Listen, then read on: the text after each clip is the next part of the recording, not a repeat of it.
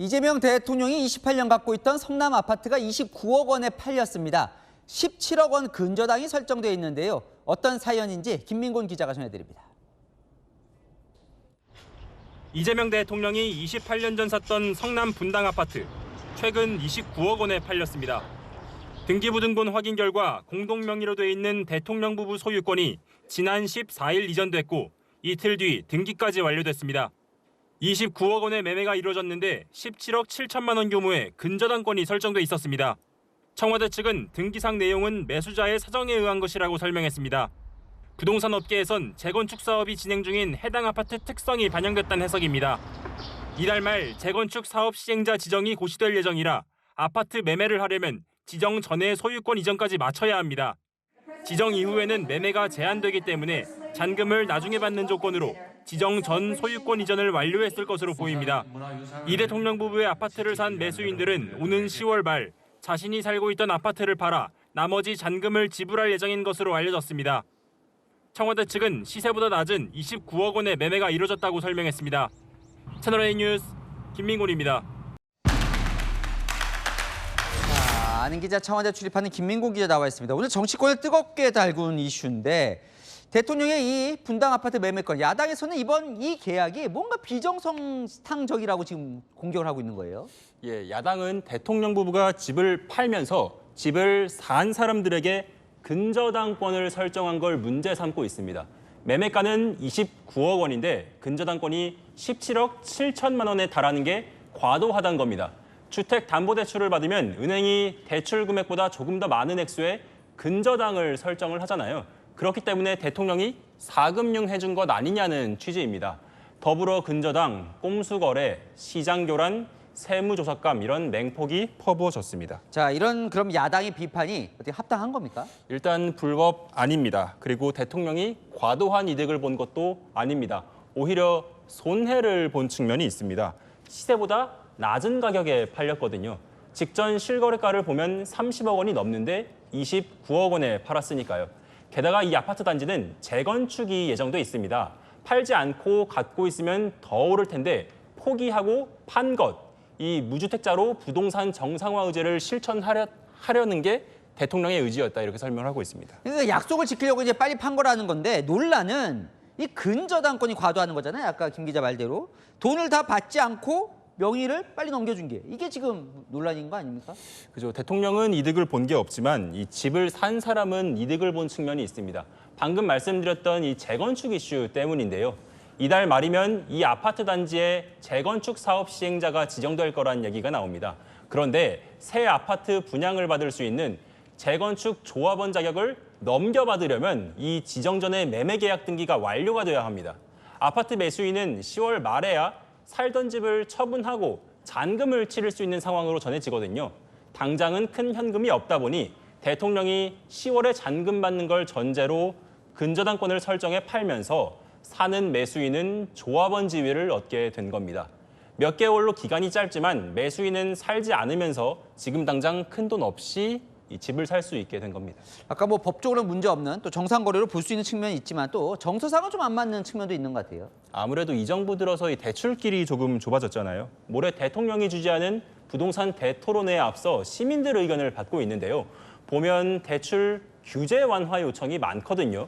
은행 대출 받기가 어려워서 현금 부자가 아니면 집을 사기가 아무래도 어려운 상황인데 대통령이 근저당권을 설정해 상대적으로 적은 현금으로 집을 살 수 있는 기회를 준 게 대출 규제 불만에 불을 더 지핀 측면이 있어 보이기도 합니다. 잘 들었습니다. 한희 기자, 김민곤 기자였습니다. 자, 이런 가운데요. 요즘 갑자기 이재명 대통령의 아파트가 뜨거운 이슈로 떠올랐습니다. 지금 이미 매도를 했죠. 이재명 대통령의 분당 아파트. 왜 시끄러운지 짚어보도록 하겠습니다. 세상에 이런 방식으로 대출 규제를 피하는 꼼수도 있구나. 집권 여당의 당명을 더불어민주당이 아니라 더불어 근저당으로 바꿔야 할 판입니다. 국민들 염장지르려고 집을 팔겠다고 한 겁니까? 이재명 대통령께서 30년 가까이 실거주한 주택을 시세보다 저렴하게 매각하셨습니다. 안 팔았을 때는 안 팔았다고 비난하더니 팔았더니 팔았다고 비난합니다. 그냥 당명을 비난의 힘으로 바꾸시길 추천합니다. 간단하게 이재명 대통령의 분당 아파트 매도 과정을 설명드릴게요. 이미 아시는 분들이 많으시겠지만 간단하게 정리하면 이겁니다. 지난 14일 그러니까 이 야당에서 아파트 팔아라 하라 했던 그 아파트인 겁니다.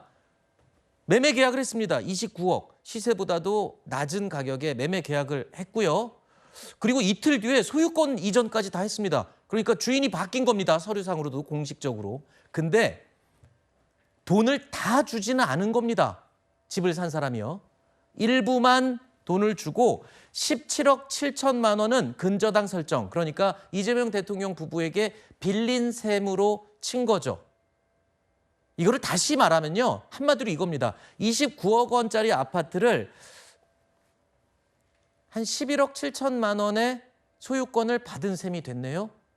그 말은 11억 7천만 원의 대출을 받아서 산 게 아니냐. 이게 지금 국민의힘의 공격 포인트잖아요. 그럼요. 그 외상으로 판 거죠. 네. 예, 돈은 나중에 갚아도 된다. 그게 뭐 법적으로 문제가 되는 건가요? 법적으로는 위법이 아닙니다. 사실은. 네. 그런데 지금 기본적으로 이재명 정권, 이재명 정부의 부동산 정책은 말이죠. 네.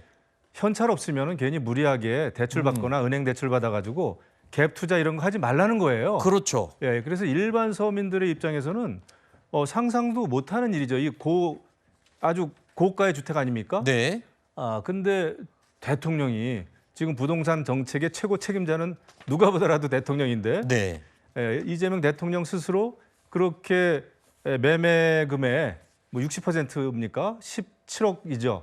그걸 꿔주고 네. 외상으로 판 거 아닙니까? 네. 이렇게 봤을 때 아니 일반 서민들은 부동산 집 좀 살려면은 그냥 은행 대출을 받기가 이렇게 어려운데 뭐 엄격하게 제한해 놓고 대통령 스스로는 이런 식으로 편법을 통해서 팔았다? 근데 민주당의 반응이 더 웃깁니다. 이재명 대통령이 이득을 본 게 없다. 오히려 손해를 보고 팔았다. 잘한 일이다. 이렇게까지 얘기하지 않습니까? 아니 주변 시세보다 네. 1억이나 2억 싸게 판 거 가지고 29억을 받고 판 거 가지고 이것도 이재명 대통령 말씀으로 따지면 엄청난 불로소득입니다. 그런데 일반 국민들은 굉장히 부동산에 대해서 부동산 투자에 대해서 악마화하고 본인은 정작 이렇게 불로소득을 챙기면 네. 이재명 정권의 부동산 정책은 야 이거 정책 사기 아니야? 네. 이거 완전히 블랙 코미디네. 이런 거를 심어주지 않겠습니까? 알겠습니다. 그래서 이것은 이재명 대통령이 오히려 부동산 정책과 네. 관련한 발언들은 완전히 이거는 유체 이탈이다 이제부터는 네. 그렇게 느껴질 것 같아요. 민주당 측에 반론 드릴 겁니다. 잠시만 기다려 주시고요.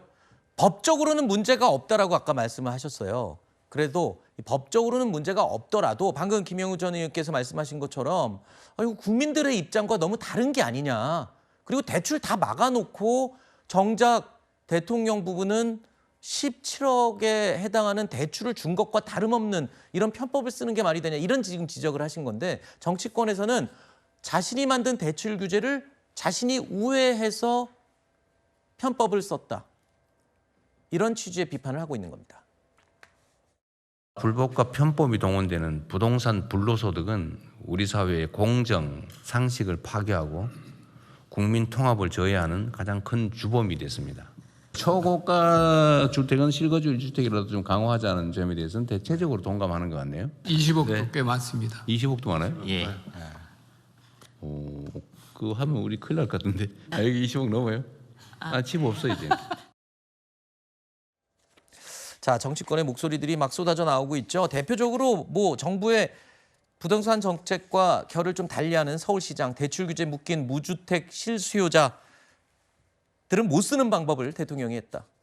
그리고 오히려 이런 편법을 온 국민에게 알려준 거냐? 뭐 이런 비판도 있고요. 바로 이 지점입니다.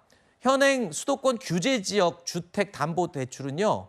보통 이렇습니다. 15억 이하 아파트는 6억으로 제한을 해놨죠. 이것마저도 더 강화한다라는 얘기도 들리고 있고요. 15억 넘거나 25억 이하 아파트는 대출을 받을 때 4억까지만 받을 수 있게 지금 대출 제한을 걸어뒀습니다. 근데 이재명 대통령이 매도한 그 분당 아파트는 29억 원짜리죠. 그러니까 25억을 초과해서 은행에서 아무리 좋은 방법을 쓰더라도 2억까지밖에 대출이 안 돼요. 그러니까 일반인들은 2억 대출받고 나머지 한 15억 정도는 자기 돈이 현찰로 있어야지 살 수 있는 아파트라는 겁니다. 그런데 일반 서민들 15억 현찰 손에 쥐고 이렇게 할 수 있을까요? 글쎄요.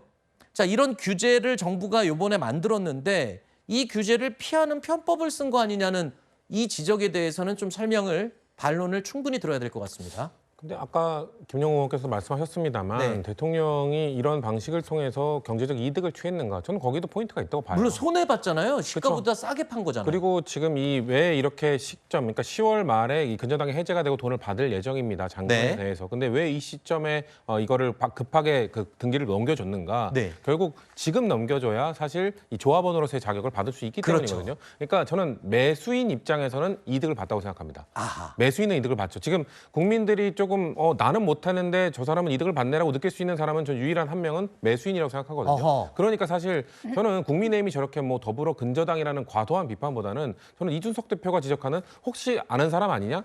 아는 사람이라고 하면 이건 문제가 될 수 있죠. 그 누군지는 밝힐 수는 없잖아요. 근데 개인적인. 그 개인이 매수인이 본인이 뭐 언론에 인터뷰나 이런 걸 해서 나는 대통령 뭐 아는 사이가 아니다라고 네. 얘기를 했잖아요. 네. 그분이 만약에 이거 나중에 주인 누군지 밝혀질 수도 있습니다. 네. 언론은 충분히 추적할 수 있기 때문에 네. 만약에 알고 보니까 대통령 지인 맞네라고 하면은 엄청난 후폭풍이 있겠죠. 그렇죠. 그러니까 거짓말을 할 가능성은 저는 없다고 아하. 봅니다. 진짜 모르는 사람일 예, 것이다. 그러니까 저는 그럴 거라 보고 그래서 저는 이준석 대표가 지적하는 거는 타당한 이거 혹시 확인해야 되는 거 아니냐는 거 타당하다고 봐요. 왜냐하면 매수인은 이득을 받기 때문이죠. 아하. 근데 전혀 다른 사람 전혀 모르는 사람이기 때문에 그 이득에 대해서는 그 이익에 대해서는 글쎄요 국민들이 좀 불편한 감정 저 느낄 수 있다고 생각합니다. 네. 우리는 못하는데 그렇죠. 하지만 대통령이 결국은 주택을 팔지 않아도 되는 상황 속에서 그래도 이 주택 정책에 대한 의지를 보여주기 위해서 판매하는 과정 속에서 좀 이루어지는 것이기 때문에 좀 야당 그 국민의힘의 비판은 좀 과도하다라는 말씀을 드리는 겁니다. 청와대에서도 공식적으로 입장을 밝혔죠. 정상적인 부동산을 통해서 거래가 이루어진 것이다. 그러니까 전혀 알거나 특수 관계인이 아니라는 걸 명백하게 청와대도 밝혔고요. 그거는 말씀하신 대로 금세 밝혀질 거기 때문에 숨길 이유가 없는 내용이죠. 그럼 개인적으로 하나만 여쭤볼게요. 그러면 우리 일반인들도 요번에 저는 알았습니다. 이걸 집주인 대출이라고 얘기를 한다고. 집주인이 대출을 해주는 식이잖아요. 그럼 일반인들도 이렇게 하면 될까요? 뭐라고 못 그러는 거잖아요. 그러면 그렇죠. 우리 이제 일반 국민들도 그렇죠. 근데 집주인 대출로. 예, 근데 이게 지금 성남 양지마을에서 네. 이렇게 지금 이런 거래가 지금 왕왕 일어나고 있다는 거 아닙니까? 네. 왜냐하면 지금 앞뒤로 지금 설명해 주신 바와 같이 그런 일들이 발생할 수 있기 때문에. 근데 지금 이 건에서는 어떤 게 뭐가 다르냐면 거래를 다 완료했다 하더라도 세입자가 있습니다. 네. 그러니까 매수자, 매도인, 세입자 이 3자 간에 지금 여러 가지 관계성들이 있는 거예요. 근데 세입자를 느닷없이 집주인 바뀌었으니까 오늘 나가세요.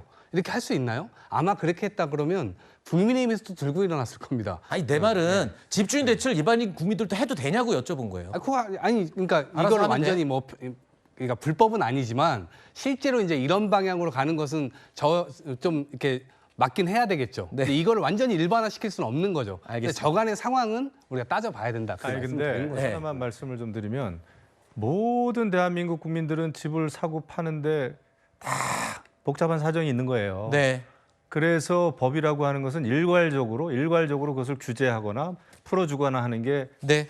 그게 이제 법이죠. 그런데 대통령이 스스로 이렇게 편법 우회의 길을 터버리면은 네. 똑같이 하는 사람들에 대해서 절대 막으면 안 되는 거죠. 알겠습니다.